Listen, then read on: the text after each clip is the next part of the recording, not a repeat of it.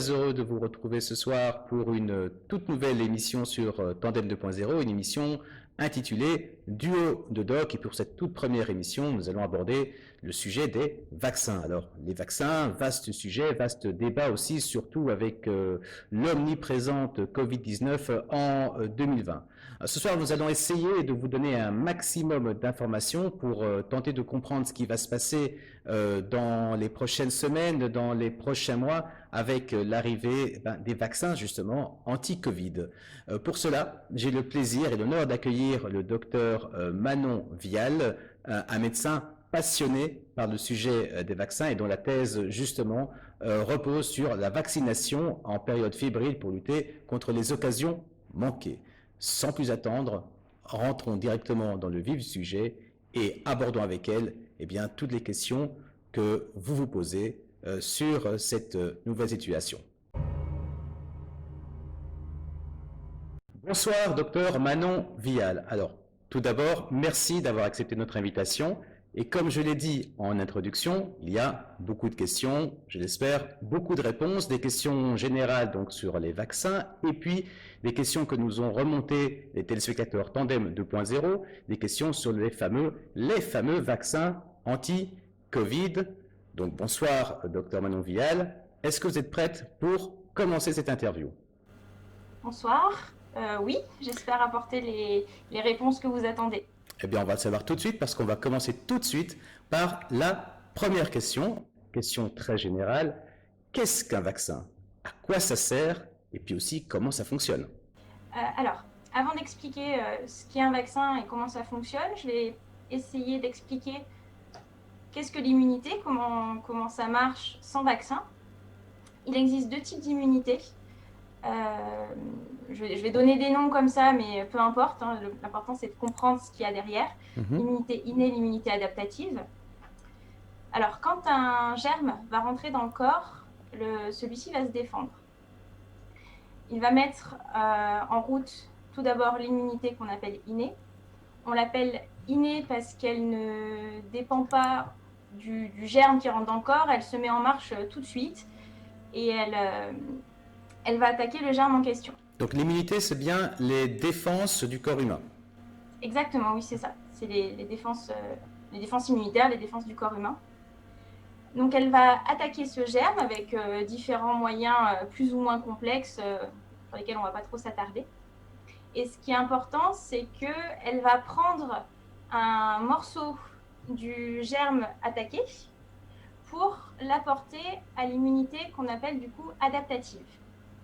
Adaptative parce que celle-là, elle va s'attaquer aux germes, elle va les reconnaître.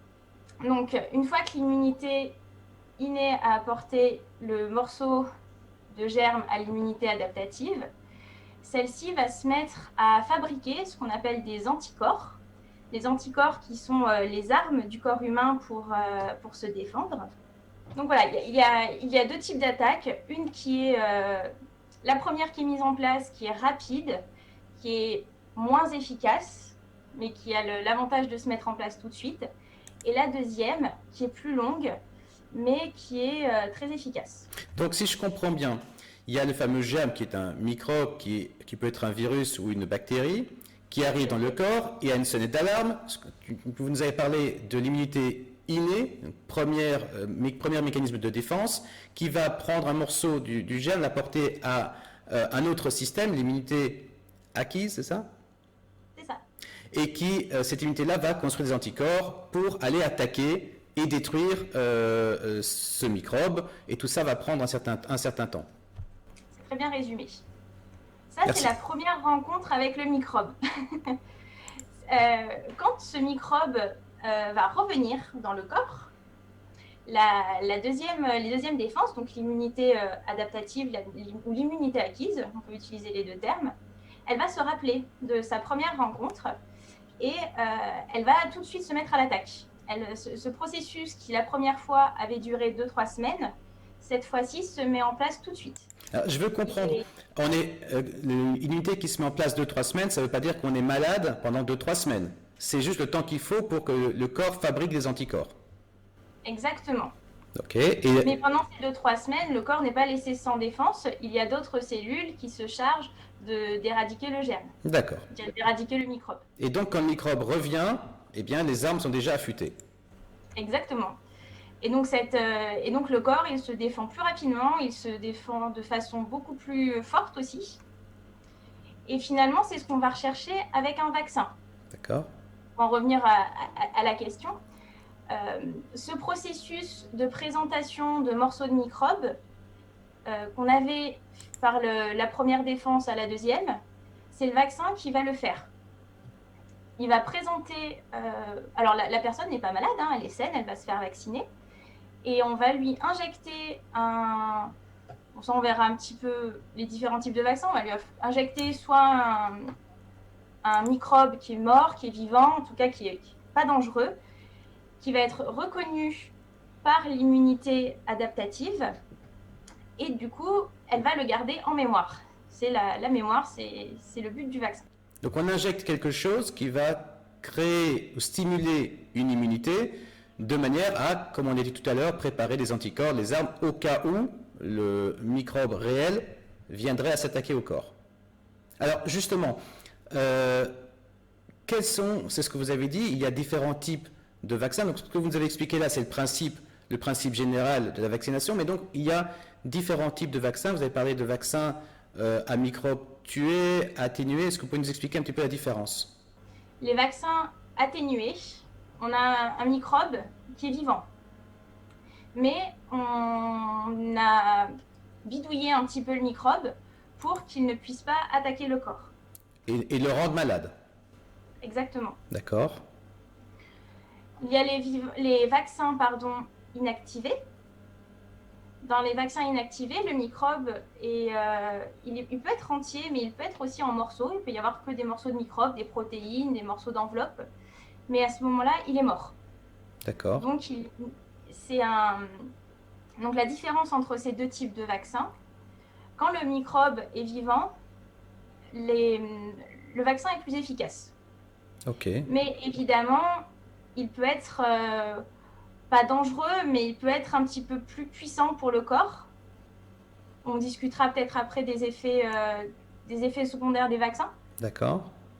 Tandis que quand le microbe il est tué, il est un peu moins efficace, mais il est plus sûr. C'est-à-dire avec moins d'effets secondaires.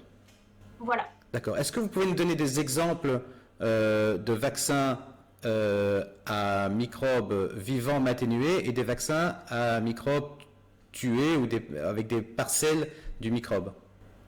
Oui. Alors, dans les vaccins avec le microbe toujours vivant, on a le vaccin contre la tuberculose. Il y a aussi, par contre, beaucoup plus fréquent, le vaccin contre la rougeole. D'accord. Ce qui est embêtant avec ces vaccins, c'est qu'on ne va pas pouvoir les faire aux personnes qui ont des défenses immunitaires qui sont diminuées. Il y a des traitements, par exemple, pour les greffes, les personnes qui ont un traitement contre le sida. Ces personnes-là ne pourront pas avoir ce type de vaccin, les femmes enceintes aussi. Donc les vaccins atténués, on va dire plutôt contre-indiqués aux personnes fragiles avec une immunité réduite. C'est ça. Pourquoi? Parce que justement, le microbe, il est atténué, mais il est vivant. Et donc, il peut déclencher la maladie chez ces personnes-là. D'accord. Donc, à ces personnes-là, on évite ce type de vaccination. Et des exemples pour les vaccins à microbes tués? C'est les plus nombreux. Il y a le vaccin contre la grippe, le vaccin contre l'hépatite B, le pneumocoque. C'est la plupart des vaccins. Donc, on a parlé des deux types de vaccins. Vaccins atténués à microbes vivants, vaccin à microbes tués. On a dit que quand le vaccin était un microbe atténué, il était plus efficace, la réponse immunitaire était plus forte et donc les défenses sont meilleures, mais qu'il valait mieux éviter chez certains patients plus fragiles. Les vaccins les plus fréquents étant à microbes, virus ou bactéries tués, avec une bonne réponse immunitaire et moins d'effets secondaires. Alors justement, les effets secondaires, qu'est-ce qu'on peut avoir comme effets secondaires? Parce qu'on en parle beaucoup, c'est une des craintes des gens, les effets secondaires des vaccins. Qu'est-ce que c'est exactement? Les effets secondaires, donc, outre le fait que chez certaines personnes fragiles, les vaccins vivants peuvent déclencher la maladie, il y a des effets secondaires qu'on peut observer chez tout le monde. Ça va être la fièvre, des courbatures, une douleur à l'endroit où on a fait le vaccin, un syndrome pseudo-grippal, c'est-à-dire c'est quand on ne se sent pas bien, on a un petit peu de fièvre, un peu de courbature, le nez qui coule. Et ça signifie quoi? Que le corps est en train de réagir et de construire son immunité? Exactement. Est-ce qu'il y a des effets secondaires Ça veut dire que le vaccin marche. Ok, donc en gros, si on se sent un petit peu grippé après un vaccin, ça veut dire que le vaccin lui-même est efficace. C'est bien ça? Ça veut dire que le corps répond à l'injection, en tout cas. D'accord. Il n'y a pas d'effet secondaire plus sérieux. On parle de problèmes de maladies auto-immunes. Alors, on a parlé de sclérose en plaques pour certains vaccins, même d'autisme. Alors, fake news, contre-vérité, qu'est-ce qu'il en est exactement? Alors, le seul effet secondaire sérieux pour un vaccin, en tout cas pour la plupart des vaccins, c'est l'allergie. L'allergie à un composant. Et ça va être la principale contre-indication à un vaccin. Il y a, comme vous le dites, des effets secondaires dont on parle beaucoup. Donc, vous avez cité la sclérose en plaques avec le vaccin contre l'hépatite B. Oui. Et il y a aussi, je crois, l'autisme avec le vaccin ROR. Alors, vrai ou faux? Là, à chaque fois, c'est des petites histoires que je vais vous raconter. Très bien. Pour ce qui concerne la vaccination contre l'hépatite B, il faut d'abord savoir que l'hépatite B, c'est une maladie qui est grave, pour laquelle on n'a pas de traitement à l'heure actuelle. Et dans le monde, on estime à une personne sur 3 qui a été en contact avec ce virus. C'est énorme. C'est énorme. Oui. Donc, qui n'a pas développé l'hépatite ensuite, parce qu'il n'y a pas une personne sur 3 qui a une hépatite B, mais qui a rencontré le virus. Donc, ce vaccin a été fait en masse, on va dire. En tout cas, je ne sais pas en Israël, mais en France, il a été beaucoup fait. On le faisait vers adolescence, début de l'âge adulte. Et c'est à cette période-là que notamment la sclérose en plaques se déclare. Donc, on a vite pensé qu'il pouvait y avoir un lien, parce qu'il y a beaucoup de témoignages qui disaient j'ai fait mon vaccin contre l'hépatite B et 2 ans plus tard, j'ai développé une sclérose en plaques. Autre chose, c'est aussi à cette époque-là que l'IRM s'est développé. Donc l'IRM, c'est l'imagerie par résonance magnétique. Ça permet notamment de voir le cerveau très très bien. Et c'est cette imagerie-là qui permet de faire le diagnostic de sclérose en plaques, entre autres. Donc, à la fois, on a une maladie pour laquelle on a fait beaucoup de diagnostics grâce à l'IRM et qui se déclenche au même moment, au moment pendant lequel on faisait la vaccination contre l'hépatite B. Et c'est pour cette raison qu'on a fait un lien de cause, en tout cas qui a été suggéré, un lien de cause à effet. On vaccine, on va dire, à la fin de l'adolescence, et c'est à peu près à l'âge de 18-20 ans que se déclenchent les symptômes de la sclérose en plaques, et donc on a considéré qu'il pouvait avoir un lien de cause à effet. Mais si je vous comprends bien, docteur Vial, vous dites que, ou en tout cas c'est le sentiment donné, que ce ne serait pas vrai? Oui, le lien a été fait, je ne vais pas dire à raison, mais on a eu raison de se poser la question. Donc, on a fait des études pour regarder, on a regardé les personnes qui étaient vaccinées, celles qui n'étaient pas vaccinées, et on a trouvé qu'il y avait la même proportion de diagnostic de sclérose en plaques chez ces personnes. Donc, il y a eu de nombreuses études qui ont été faites sur vraiment beaucoup de gens, et aujourd'hui, on peut affirmer qu'il n'y a aucun lien entre le vaccin contre l'hépatite B et cette maladie-là. D'accord. Je ne sais pas comment ça se passe en Israël, mais en France, pour pas que le lien continue d'être fait. Maintenant, on vaccine les enfants quand ils sont bébés. Je suppose que pour l'autisme, on est à peu près dans le même type d'histoire, puisque l'autisme, on le décèle en général, on va dire pour la majorité des cas, plutôt vers 1 an et demi, 2 ans, âge auquel on vaccine contre la rubéole, le oreillon et rougeole, le fameux RER, qui a été incriminé pour l'autisme. Est-ce que c'est bien ça? L'autisme, c'est une histoire qui est différente et que je dirais scandaleuse pour ma part.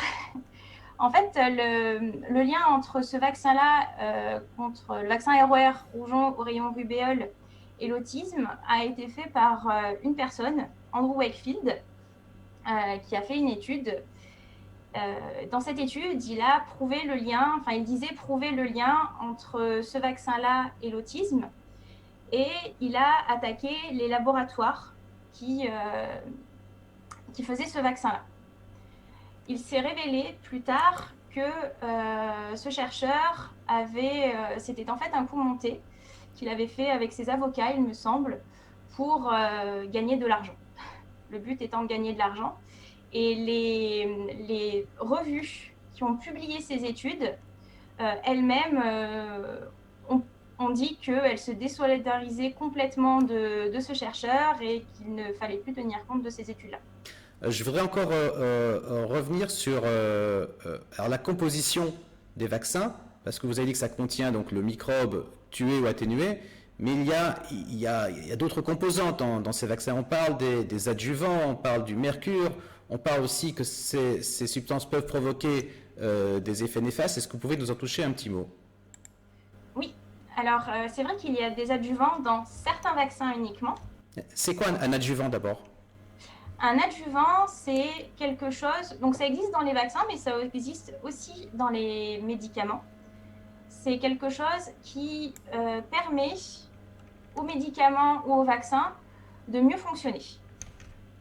Par exemple, dans un comprimé qu'on va prendre pour le mal à la tête, l'adjuvant va permettre que ce médicament soit plus rapidement assimilé par le corps et qu'il marche plus vite.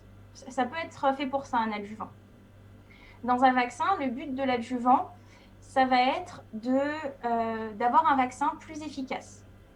On le trouve uniquement dans les vaccins où le microbe est mort.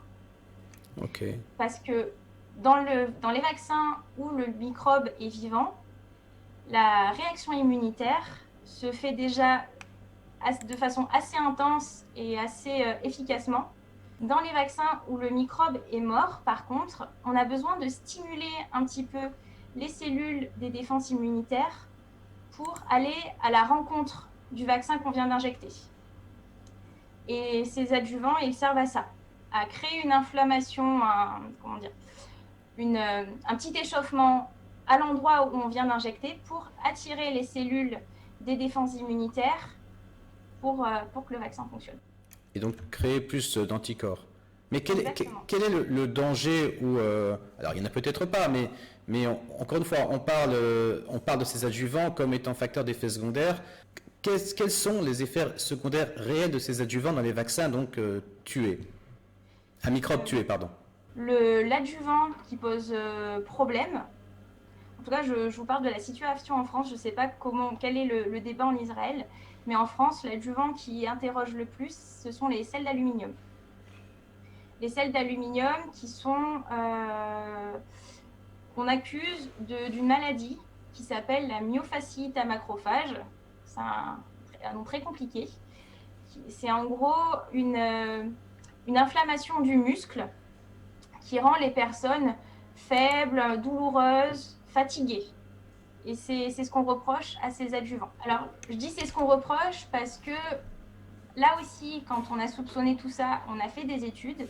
Et pour le moment, il n'y a aucune étude qui montre que ces adjuvants déclenchent cette maladie. Vous nous avez expliqué que les effets secondaires existaient, mais n'étaient pas aussi graves qu'il en paraît. Pouvez-vous nous expliquer un petit peu ce que c'est que ce qu'on appelle en médecine le rapport bénéfice-risque pour la vaccination? Alors, je vais peut-être en parler pour le médicament. Je pense que c'est quelque chose de plus facile à appréhender. Le rapport bénéfice-risque, c'est quel bénéfice je peux tirer de la prise d'un médicament ou d'un vaccin et par rapport à quel risque je m'expose. Je vais prendre l'exemple de l'aspirine qu'on donne chez les personnes qui ont fait une attaque cardiaque. L'aspirine qu'on prend pour fluidifier le sang. Cette aspirine, elle va avoir pour bénéfice chez ces personnes-là d'éviter une nouvelle attaque cardiaque.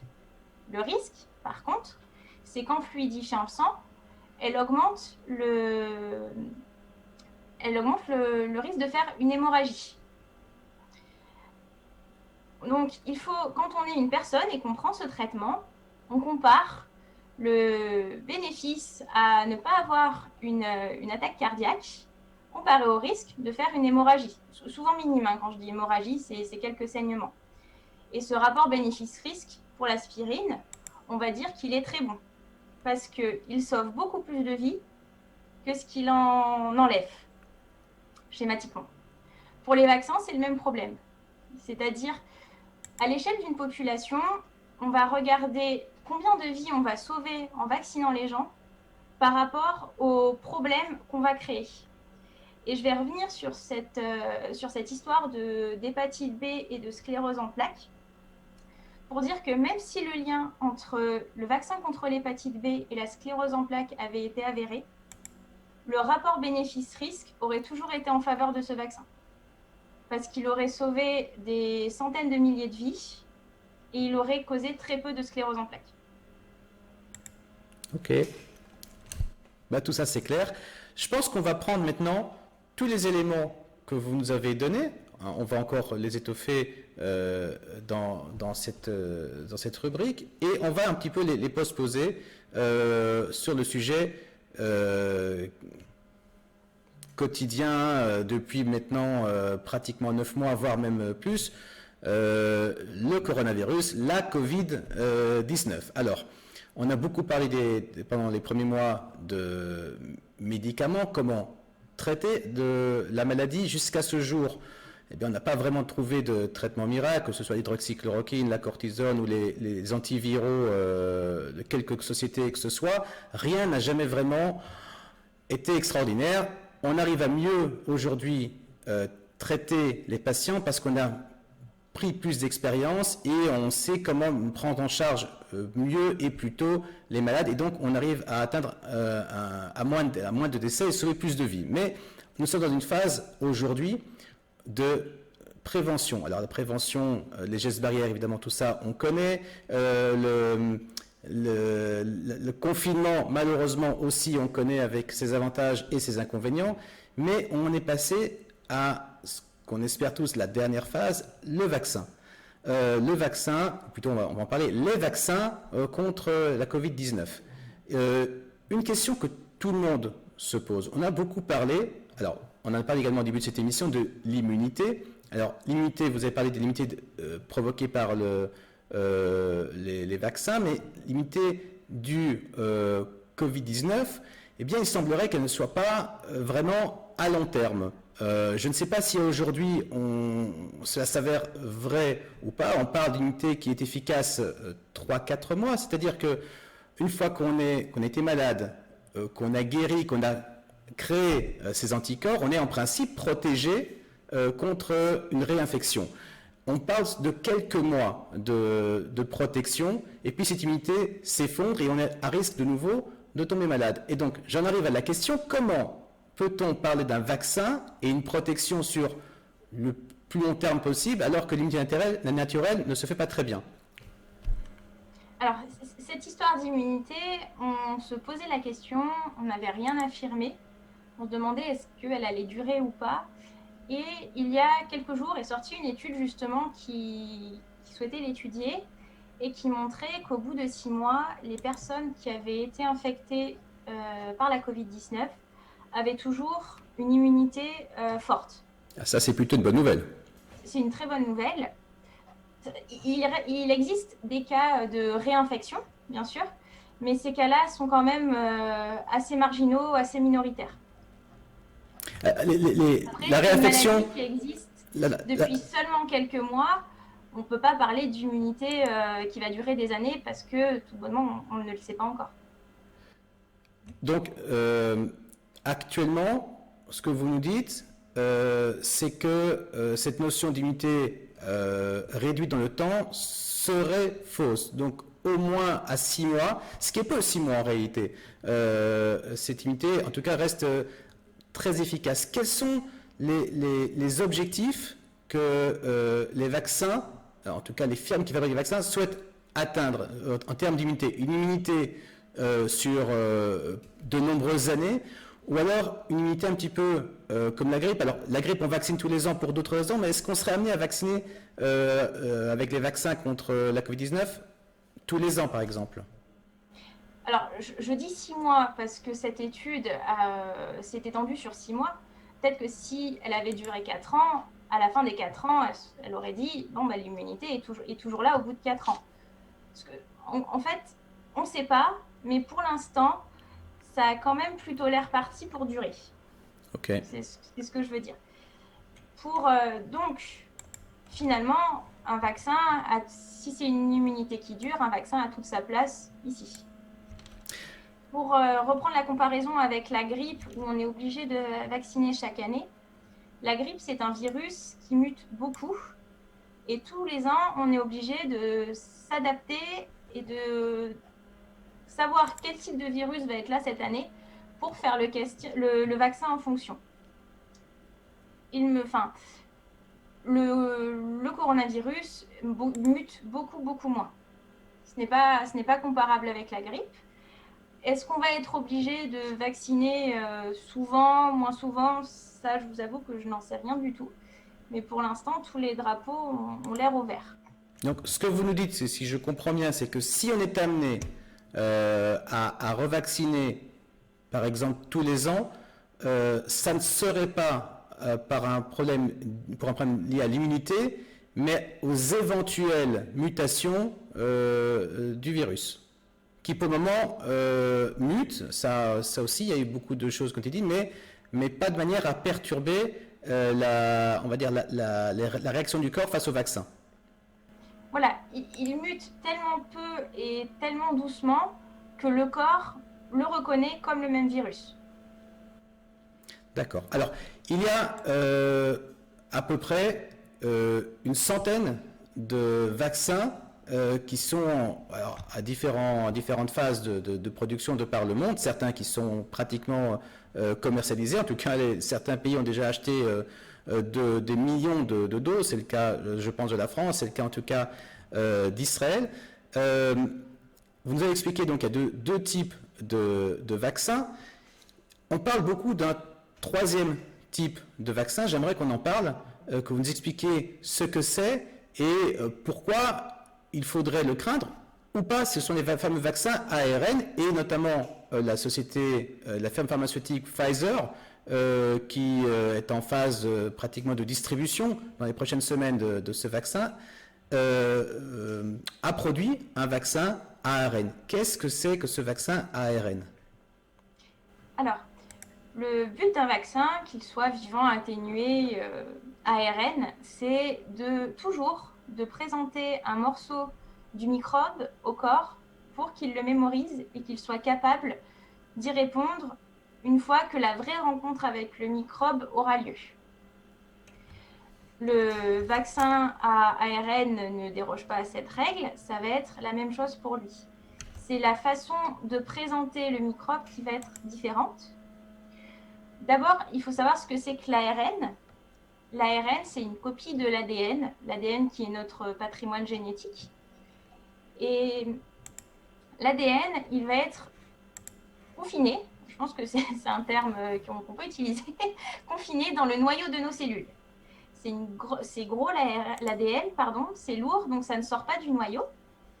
Et il faut que cette information génétique, elle sorte du noyau pour fabriquer les protéines dans la cellule, protéines qui vont former justement les autres cellules, qui vont former les organes, le corps humain finalement.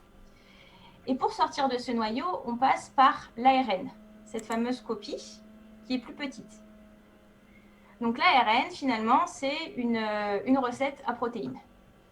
Le but du vaccin ARN, ça va être d'injecter cette molécule, cette copie de l'ADN. Donc là, on va parler de l'ARN du coronavirus.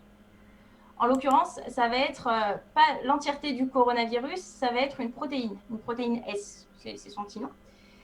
Donc on injecte la recette pour faire la protéine S du coronavirus dans le corps.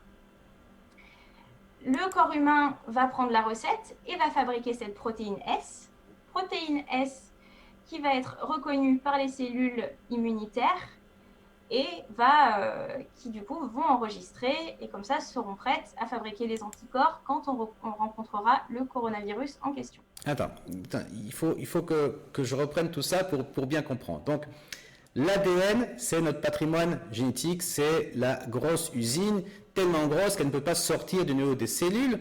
Le corps a besoin de fabriquer des protéines pour un tas d'actions. Donc, pour pouvoir fabriquer une protéine, il faut passer par une sorte de messager.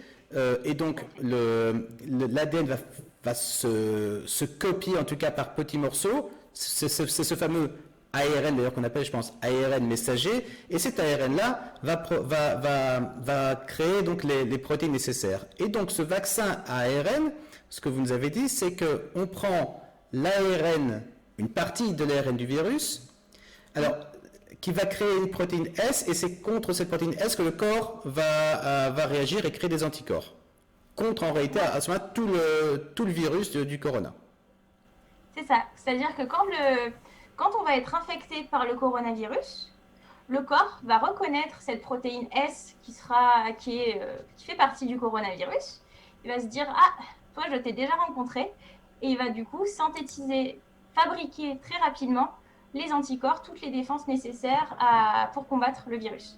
Donc on n'est pas dans un vaccin à virus entier tué ou parcelé, on n'est pas dans un vaccin à virus atténué, mais on va chercher une petite partie de l'ARN du virus qui va, en gros en simplifiant toutes les choses, qui va provoquer la réponse immunitaire du corps. Mais alors, pourquoi ça fait plus peur que les autres vaccins, parce que ça paraît plus sain, j'ai envie de dire, que les vaccins atténués, par exemple.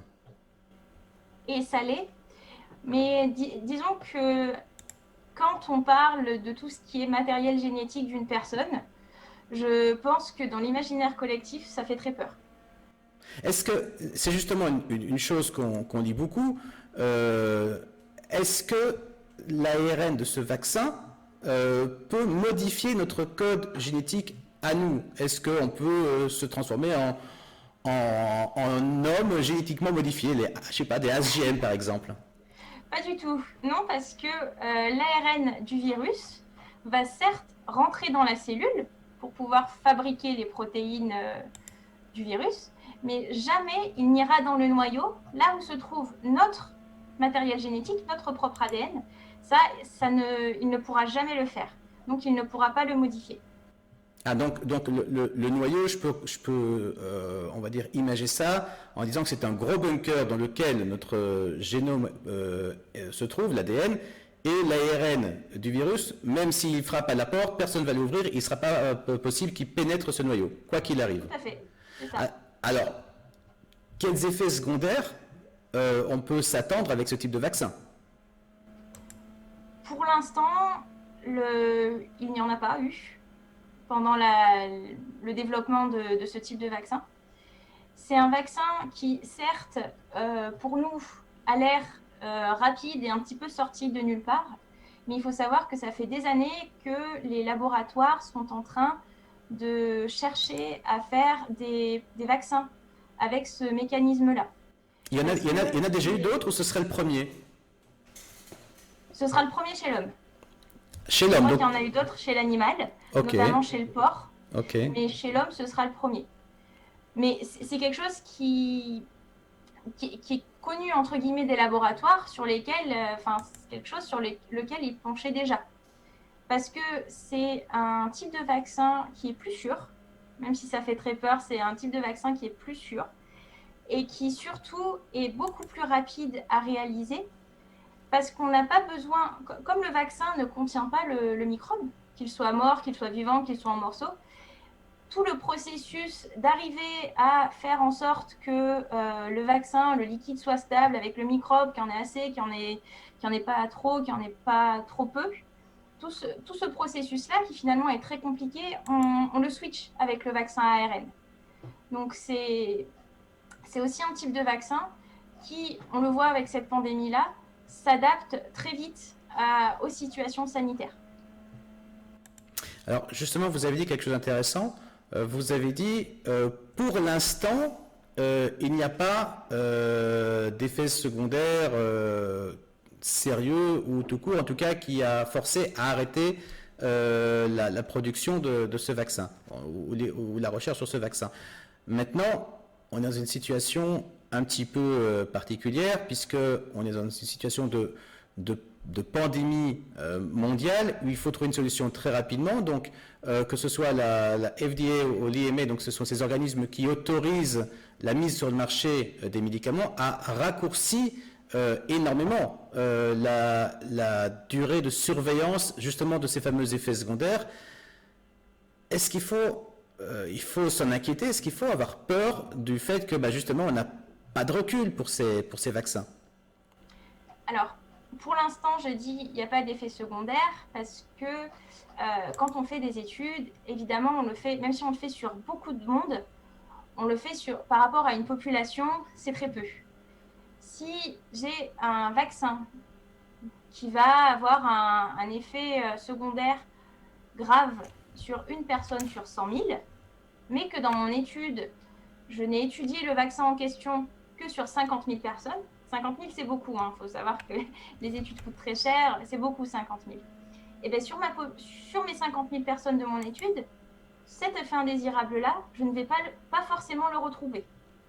Par contre, quand je vais développer mon médicament qui va être donné à des centaines de milliers, voire pour le vaccin contre la Covid, à des milliards de personnes, cet effet-là, évidemment, il va avoir un impact beaucoup plus important. C'est pour ça qu'il y a ce qu'on appelle la phase 4 dans les études de recherche de médicaments, qui s'appelle la pharmacovigilance. Quand on donne une autorisation d'être commercialisé à un médicament ou un vaccin, la surveillance ne s'arrête pas là. On continue à vérifier que c'est toujours sûr pour la population. Quel risque on a pour l'instant à se faire vacciner? Il n'y en a pas. Quel risque on a à avoir la Covid-19? Moi, j'en vois plein. Ce que je veux dire, c'est que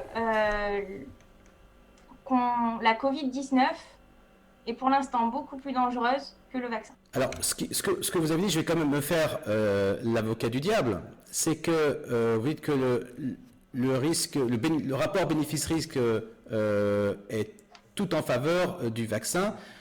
Alors, ce qu'on sait, on connaît aujourd'hui globalement le taux de décès suite au coronavirus.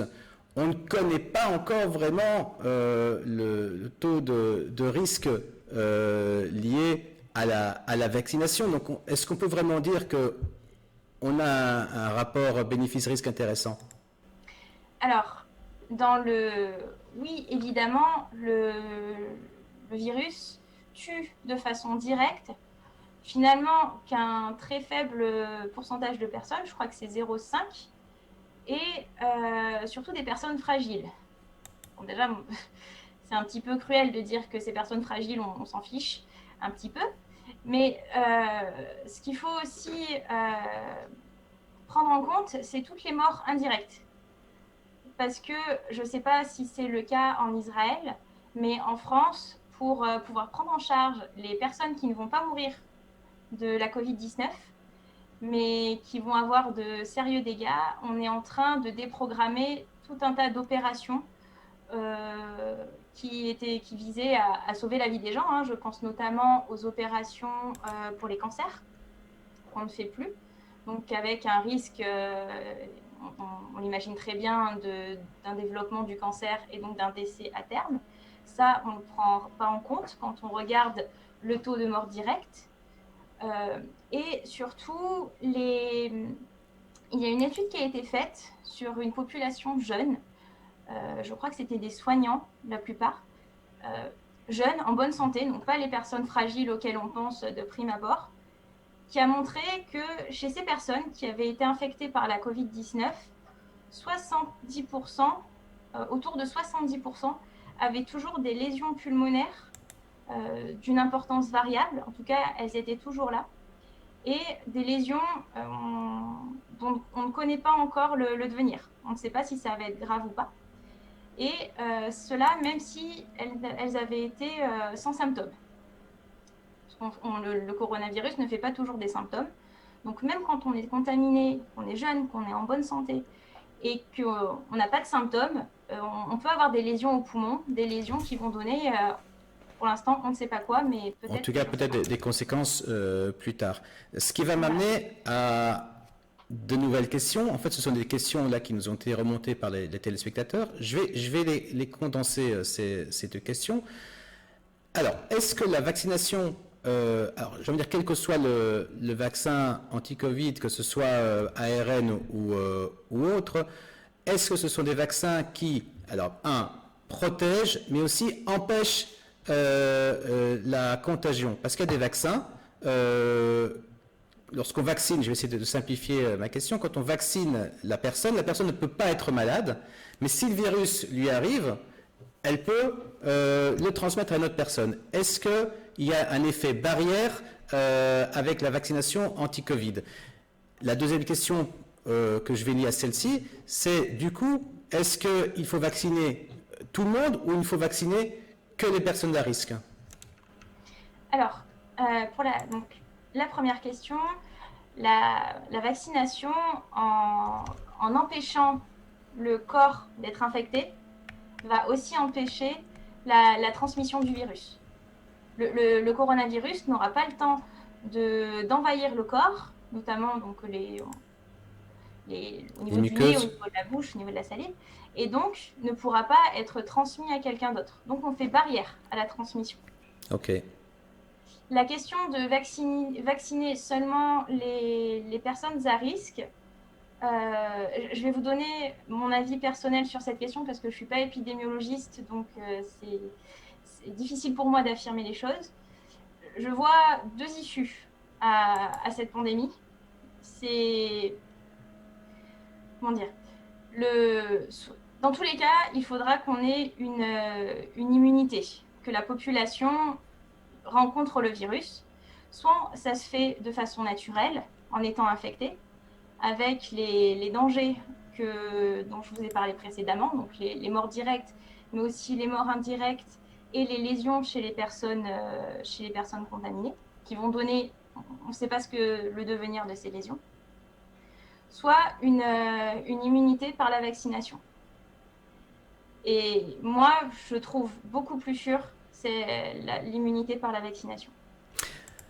Est-ce qu'on peut vacciner, alors je reviens sur le vaccin à ARN qui fait le plus parler de lui, est-ce qu'on peut vacciner tout le monde? Vous nous avez dit en début d'émission que les vaccins par exemple à virus atténué étaient plutôt contre-indiqués chez les personnes à problème justement de défense immunitaire ou les femmes enceintes.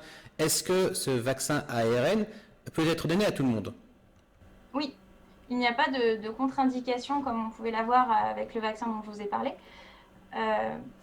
Parce que finalement, on n'injecte même pas le microbe, qu'il soit vivant ou mort ou morceau de microbe, on n'injecte pas. C'est notre corps humain qui va fabriquer ce qu'il faut. Et ce qu'il faut, c'est seulement une protéine. Donc une protéine, ça ne peut pas nous infecter. Et l'ARN ne peut pas modifier notre génétique, notre patrimoine génétique. Donc il n'y a pas de souci. Le seul gros effet secondaire, mais ça vaut avec n'importe quel médicament, n'importe quel vaccin, c'est l'allergie. C'est toujours, il y aura toujours ça. En Israël, on a déjà précommandé, peut-être commandé, 8 millions de vaccins. Alors, je ne sais pas comment ils sont réellement répartis. On parle de Pfizer, on parle d'AstraZeneca. Est-ce qu'en France, on a déjà passé commande? Est-ce qu'on a les vaccins pour Noël? Je ne sais pas s'ils seront là pour Noël, mais en tout cas, oui, des commandes ont été passées. Est-ce qu'il va y avoir une notion, alors je vais aussi un petit peu scinder la question, est-ce qu'il y a une notion de vaccination obligatoire?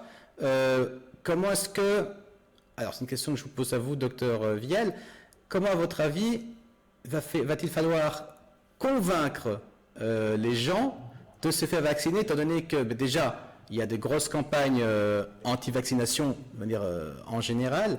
Là, il y a cette fameuse peur de la nouveauté. Cette notion que vous avez très bien expliquée de bénéfices-risques n'est pas comprise par une bonne partie de la population. Comment l'État français, ou même pour nous en Israël, ce sera pareil, qu'est-ce qu'il faut faire pour convaincre les gens, à votre avis, de se faire vacciner? Je pense que ce soit pour le vaccin contre la Covid-19 ou pour tous les autres vaccins, tout repose sur l'éducation. C'est ce que vous faites, vous, actuellement, avec cette émission. C'est ce que nous, médecins, on devrait tous faire quand on reçoit nos patients. C'est normal de se poser des questions et de se demander, est-ce que ce qu'on va m'injecter, est-ce que c'est sûr pour moi? Et c'est notre travail à nous, professionnels de santé, d'expliquer tout ça au patient et de le rassurer et de lui dire que c'est pour sa santé. Et à mon avis, c'est la façon d'éradiquer cette épidémie d'opposition contre les vaccins. Je suis obligé de poser cette question parce qu'elle nous a été transmise. À votre avis, docteur Vial, à quel moment va-t-on pouvoir retrouver une vie normale? Je ne sais pas du tout. J'espère le plus rapidement possible. Si les vaccins sont là rapidement, peut-être courant 2021, ça, malheureusement, c'est une réponse, une question à laquelle je n'ai pas la réponse. Par exemple, une petite simulation, les vaccins arrivent, comme on entend, premier trimestre 2021. Combien de temps faut-il attendre après qu'une certaine partie de la population, et justement quel est le seuil de vaccination qu'il faudrait atteindre pour qu'on puisse dire, ça y est, la Covid est peut-être derrière nous? Alors, c'est ce qu'on appelle l'immunité collective. Tout dépend de la contagiosité du microbe, en fait. C'est-à-dire que l'immunité collective qu'il va falloir atteindre, donc l'immunité collective, c'est quel pourcentage de la population doit avoir, des anticorps contre le microbe pour protéger l'ensemble de la population. Parce qu'à partir d'un certain pourcentage de personnes protégées, le microbe ne se transmet plus et finit par mourir tout seul, entre guillemets. C'est ce qui s'est passé avec la variole. Il y a, je crois que c'est autour des années 70. Et ce seuil à atteindre de combien? Alors, il me semble que c'est comme le R0. Donc le R0 d'un virus ou d'une bactérie, c'est combien de personnes un malade va infecter. Avant le confinement, avant toutes les mesures barrières qu'on a entreprises, le R0 donc, du coronavirus, il était de 3. Ce qui fait en simulation une immunité collective à atteindre d'environ 67%. Okay. Pour un virus comme la rougeole, qui est très très contagieux, ce R0, il n'est pas de 3 cette fois-ci, mais il est de 20, l'immunité collective, par exemple, doit être de 95%. Alors, je ne sais pas si ça répond à la question. Non, ça veut dire que, en gros, 70% à peu près de la population doit avoir été en contact soit avec le virus, soit avec le vaccin, ce qui mène forcément à la question suivante. Est-ce que la personne qui a été malade et confirmée par la Covid-19, est-ce que cette personne-là doit se faire vacciner ou est exemptée de vaccination? Alors, je vais vous dire mon avis. Je n'ai pas la réponse, comment dire, je n'ai pas une affirmation pour cette question. Mais si on compare aux autres maladies virales ou bactériennes, non, normalement, il n'y a pas besoin de se faire vacciner pour quelque chose qu'on a déjà rencontré. Ça veut dire qu'encore, il y a encore rien qui a été au niveau, je suppose, du ministère de la Santé, au niveau de l'État, qui a été décidé si éventuellement une personne qui a des anticorps pourrait ne pas se voir proposer ce vaccin. Avant de vous remercier, Dr Vial, pour toutes les réponses extrêmement claires que vous nous avez apportées, je suis obligé de vous poser encore une dernière question. Est-ce que vous êtes optimiste aujourd'hui, fin 2020, après tout ce qui nous est arrivé sur cette année un petit peu particulière? Oui, enfin, moi ces vaccins me rassurent beaucoup. Vraiment, je suis contente qu'ils soient très bientôt disponibles. Donc, il y a le vaccin ARN de Pfizer, mais il va y en avoir d'autres qui seront adaptés à tout le monde. Donc, oui, je suis plutôt optimiste. Bien, merci beaucoup, docteur Manon Vial, pour tout cet éclairage. C'était la première de duo de doc pour Tandem 2.0. Il y en aura d'autres. On vous fixe un rendez-vous très prochainement. Docteur Manon Vial, merci. Et puis, à très bientôt sur Tandem 2.0. Merci à vous. Au revoir.